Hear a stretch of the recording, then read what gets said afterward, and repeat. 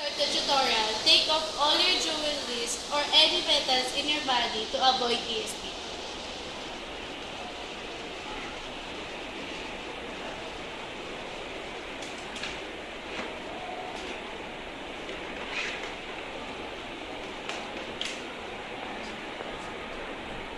Go.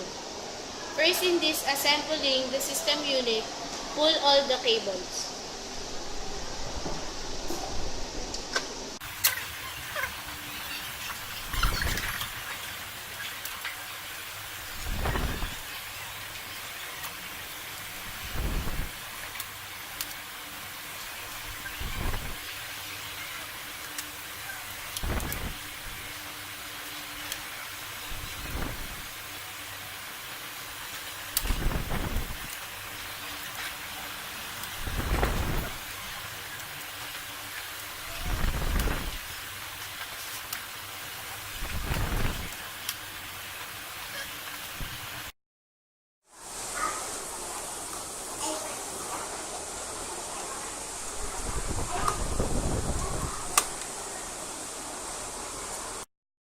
Next, unscrew the motherboard after removing all the cables.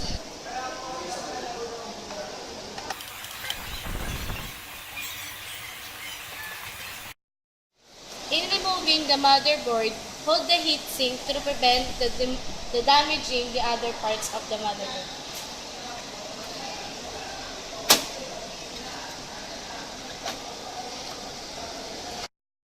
After removing the motherboard, you can now unlock the heatsink.